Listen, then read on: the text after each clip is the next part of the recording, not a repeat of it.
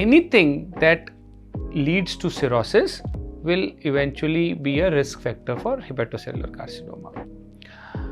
Traditionally हम ये बोलते थे कि there are two most important risk factor for HCC.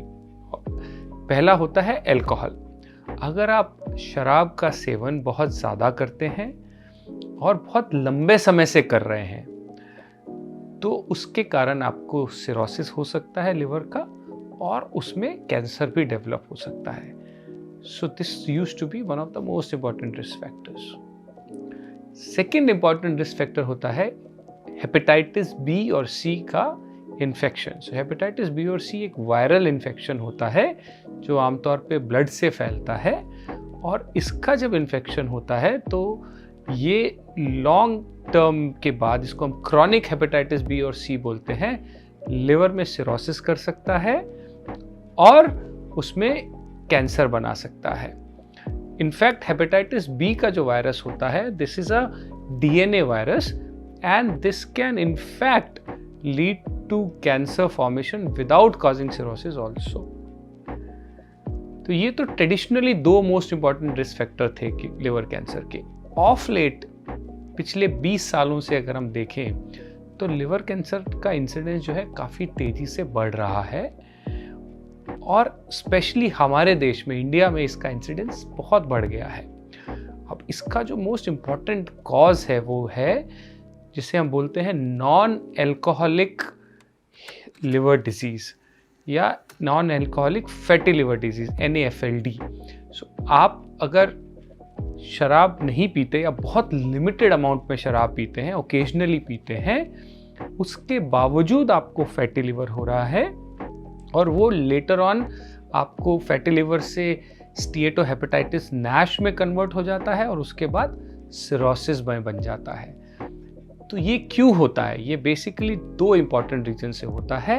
One, obesity and second, अगर आपको कॉन्कॉमिटेंट डायबिटीज़ है. तो अगर आप ओबीस हैं, आपका वेट ज़्यादा है और आप शराब नहीं भी पीते हैं तब भी आपको लिवर सिरोसिस हो सकता है.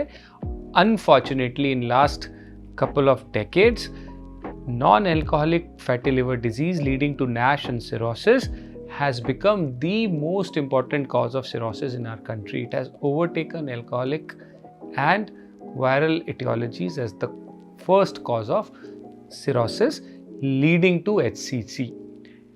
तो ये चीज़ बहुत important है.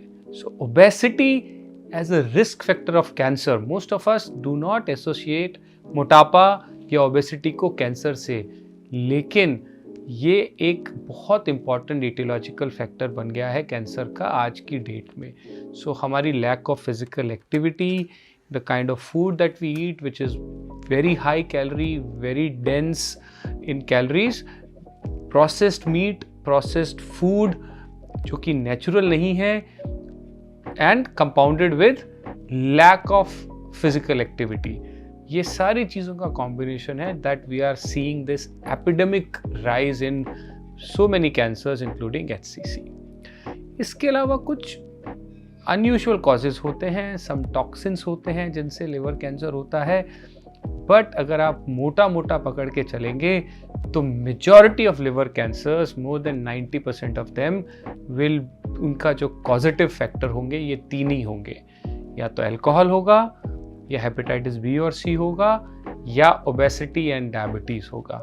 सो अगर आप इन तीनों चीज़ों से आप अपने आप को सेफ रख सकते हैं तो आप लिवर कैंसर से ऑलमोस्ट 90% सर्टेनिटी से बच सकते हैं. So these are very simple hacks by which you can avoid getting a very deadly disease like hepatocellular carcinoma. Thank you so much.